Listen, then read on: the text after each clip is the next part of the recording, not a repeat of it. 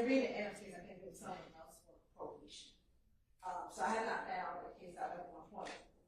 Speaking directly to the issue of Mr. Stillwell being on whether or not the fact that Mr. Stillwell being on probation would impugn his character, but Your Honor, the state will go back to the Johnson v. State case, which is about inextricably intertwined evidence, Your Honor. And again, not forgetting that the prosecution that's currently going on is not relegated only to the murder of Donovan Thomas. We are in a RICO conspiracy. And so the sole fact that Mr. Copeland, in the midst of a retaliatory shooting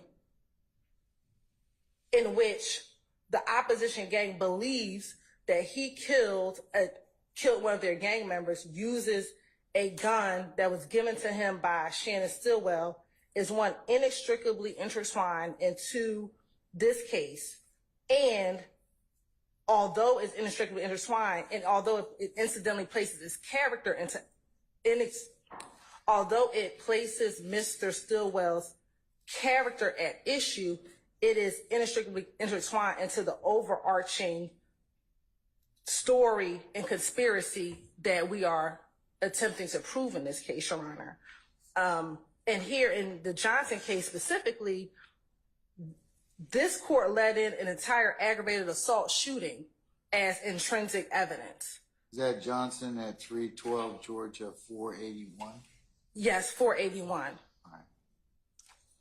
And interestingly enough, this case involves the Atlanta Blood Gang as well. But here the court let in an entire aggravated assault shooting as intrinsic evidence. But I think that, let me go back to Adams. I think Mr. Shart's argument is his specific grounds of objection are that his client is a convicted felon. So, and so that's why the fallback plan, not the fallback plan, but that's why if you think that that is a character issue, what Johnson v. State says is if an act is inextricably intertwined, one, it comes in, and then two, when I cited the court to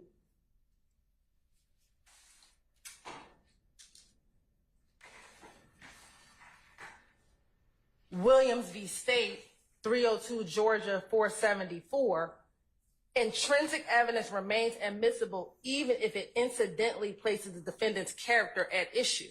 So even if you believe that his character, which the state still contends that it is not, because it's intrinsic, even if it incidentally places the defendant's character at issue, it would still come in.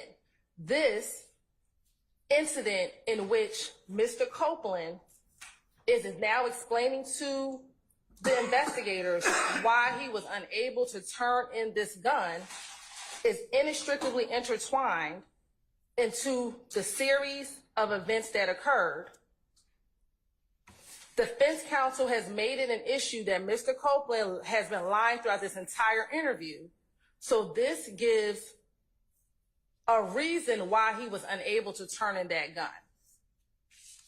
We haven't even crossed Mr. Copeland, so I don't know. I haven't called Mr. Copeland. Mr. Steele's argument all last week is the reason why some other rumors are going to come in is because they want to show that Mr. Copeland lies in this interview. That was the exact argument last week as to why certain non-relevant portions of this interview should come in.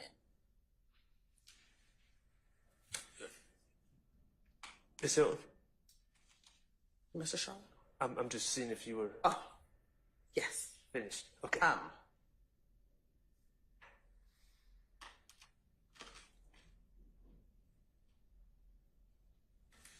So, Your Honor, couple things I disagree with. First of all, this is not intrinsic.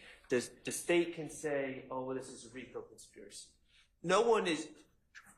We are dealing with the January 10, 2015 Donovan Thomas homicide, and that's allegedly what all this is related to, according to the state. But even if we took an expansive view, this indictment alleges, I should know the number, near 200 different overt acts. 191, okay? This February 20th shootout outside Kenneth Copeland's house is not one of the alleged acts.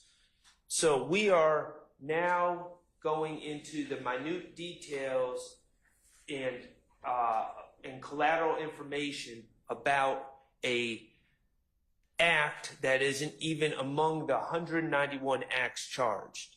Secondly, even if we were to label this as intrinsic, which I don't believe it is, the state said it's admissible as long as, even if it incidentally puts the character of the defendant at issue. This is more than incidentally. Let me just engage in a little conversation.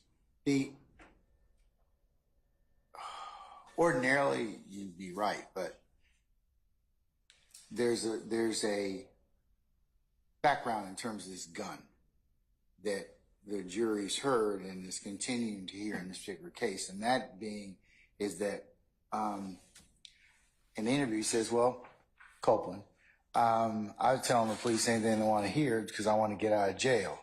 I'm gonna go get that gun. This kind of fills in that particular narrative about this particular gun. So it is kind of is relevant, and it is kind of inextricably kind of intertwined in that respect. And, Well, and it kind of in looking at Johnson at 370 at 312 Georgia 481.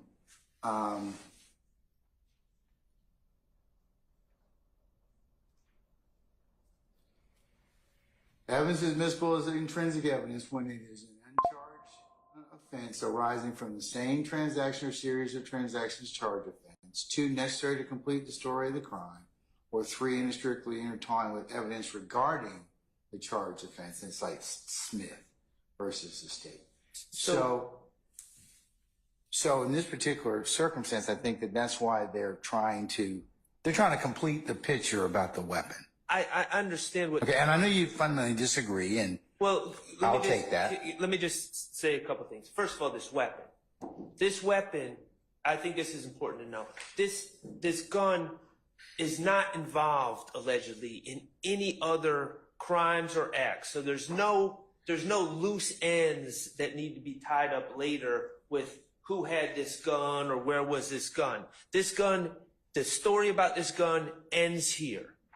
Okay, so there's nothing else that comes up about this gun. But secondly, when we're talking about, and this is why I said incidentally places character evidence.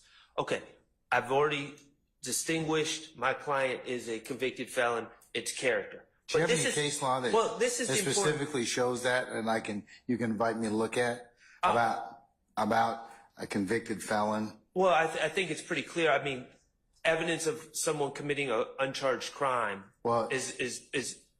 But I asked you if you had a case. I can look. So I could. I mean, that would help me kind of decide this. But it looks like from looking at Johnson that even an uncharged offense, can be considered I for the understand proper that. purpose. I understand that, but this is when we get to the level of prejudice and I have to I'll make a 403 balancing test in that respect, because you're absolutely right. I'm supposed to do that. And I just want to point this out. Not only would the jurors be hearing about my client committing an uncharged crime, but the most important thing that I'd ask you to consider is my client, this uncharged crime, which they're going to hear about through a videotape of my client committing.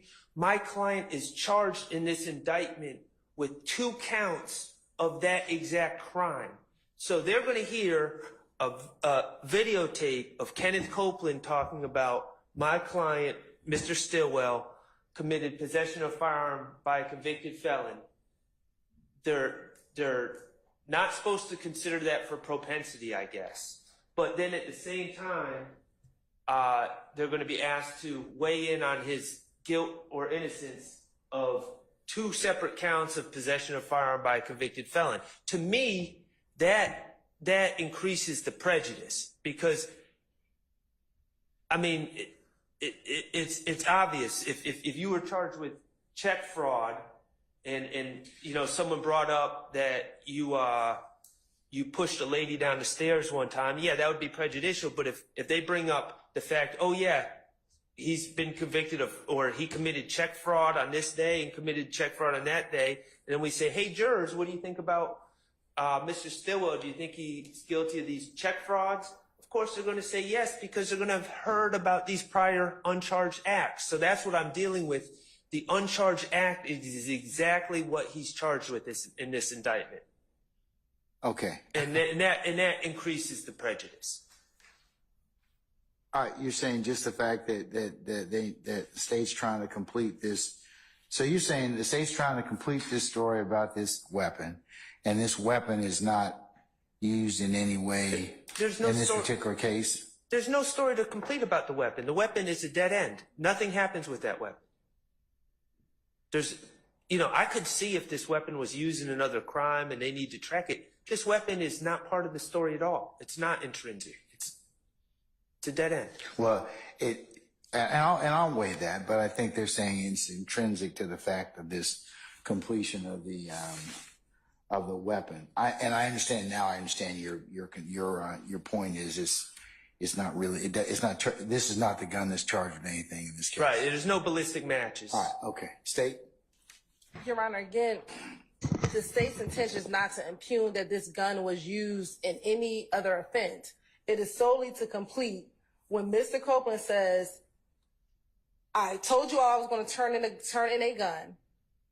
The gun that I was supposed to turn into you all, I did not turn it in because it was Shannon's gun. That is what we're trying to complete, because again, defense counsel will purport through whether it's their cross-examination, but what they have indicated is that they want to show that Mr. Copeland is a liar. Mr. Copeland is now explaining to the detectives, in February, I told you all I was going to give you a gun. I never gave you all a gun. Well, let me tell you in June why I didn't give you all the gun. I didn't give you the gun because it was Shannon's gun. And Shannon took the gun with him. And that's why I could not give it to you all. But there's a reason behind the gun. But what it does is, I mean, nobody's been able to kind of tell me otherwise that being a convicted felon, I mean, I know it's a status offense, but even looking at Johnson, Your Honor, the Johnson case in which they're allowing an intrinsic act of an aggravated assault, the case itself was a murder case. And they allowed into evidence another aggravated assault. It was a murder and a shooting incident at a gambling house. Uncharged aggravated assault. Yes, it was the one that was on charged in the indictment. It was uncharged. It was uncharged in the indictment, and they allowed it an entire. It was not charged in the indictment. It was not charged in the indictment. So here, Your Honor, we're not asking for a crime to be admitted. We're asking solely for the playing of the fact that the gun was not turned in because it belonged to Shannon. Shannon went on tour with Thug, and he went to Miami. We're not even saying that. Okay. All right. Let me say about that. What about Mr. Shart's argument about it? I have to do then a 403 balancing test. Is it more probative than prejudicial? He's saying you've already charged Mr. Stillwell with 2 counts of possession of firearm by a convicted felon, which are going to be brought up later on. He's saying this increases the prejudice. So what would you say about that? Because and I'm listening to it because it's a road to nowhere. It's kind of like, in terms of what you have to prove, it kind of just, the jurors may think, well, this guy's who's a convicted felon has this gun and it's not really involved in anything that's charged in this case. Your Honor, Mr. Stillwell is charged with a murder in 2022, and that's one of the offenses. Okay, but is this gun tied to anything? the gun is not tied, but trying. Okay, that increases the prejudice though, because if it's not tied to anything, I mean, I understand what you're saying, but I'm sorry, I apologize. no, go ahead. I'm No, apologizing. you Go ahead. go. I'm sorry. No, what it does is it increases the prejudice in terms of because you don't want the jury confused on the fact of, okay, we've heard Shannon's got a gun, or that Copeland's saying, hey, Shannon, the reason I didn't turn it in is because Shannon took it and he took it down he took it. But it doesn't go anywhere because it's not used in any other thing. It's not used in any other criminal offense. It's not tied to a murder. It's not tied to anything. It's just the fact that this shows where this gun went on a guy that's already who's a convicted felon, and it's not charged in the indictment. I know I could probably let it in, but my concern is Mr. Sharp's concern, and that's whether or not it's more prejudicial than probative, given everything that he's charged with. Is this going to confuse the jury or let them know, hey, he's, what about this weapon when it's not tied to anything in the indictment? I mean, I know that Johnson seems to indicate that, but so tell me how I get over the 403, given what you charged Mr. Stillwell with in this indictment. Sure, because the state has not asserted and will not assert that this gun that Mr. Copeland used in 2015 is the same gun used in 2022. It's a 7-year difference between this particular incident in 2015 and what Mr. Copeland says. The only purpose for this portion is to complete what happened with the gun, especially given this notion or this idea that in 2015, Mr. Copeland was just lying about everything. So we as a state had to show, we believe that in 2015, his statements were credible. He gave a reason for what happened with the gun. I believe that Mr. Sharp's trying to confuse issues as to the fact that Mr. Stillwell is charged in the indictment with possession of a gun. That is separate and apart from the purpose in which this particular piece of evidence will come in. It is solely to complete what happened with the gun that Mr. Copeland used in order to defend him, his child, and his child's mother. The state has no intention of saying this Glock was used in some other crime because we don't have any evidence towards that. Furthermore, when we talk about what happened in 2022, as the court will instruct the jury, they have to look at every crime individually. So when we get to 2022 and the murder that happened in 2022, the jury is going to have to look at the evidence for that particular crime in addition with the RICO, independently of whether or not Mr. Copeland used this gun to fire back at individuals who were shooting at him. They're going to have to parse out that evidence for themselves. That's a separate issue other than Mr. Stillwell. I hear what you're saying. I mean, I tell you what I'm going to do. I'm inclined to apply the 403 balancing test and find it's more prejudicial than probative. But here's the defense. If you open the door as to it, I'm going to let them bring the truck. So you got to be very careful about not opening the door about this particular issue and this weapon, okay? Because if you open the door as to it, I agree with you, Mr. Sharp, Mr. Steele, that it is more prejudicial than probative. But if you dance around the issue and open it up, I'll revisit my decision. Okay? Yes, Your Honor. All right. And then, Your Honor, can we then ask him if he gave the gun to someone? 'Cause I believe that it is important that the jurors know something happened with this gun in which he expressed that to the officers back in 2015. I mean, not to say that it was Shannon, but to say that. I think you get in the same issue about if you name Mr. Stillwell. No, we're saying not to name him, but, and I don't know what Mr. Copeland's response will be in court today, or in court whenever he comes back. But to ask him specifically, did he give, without telling me who, did someone take that gun. I mean, because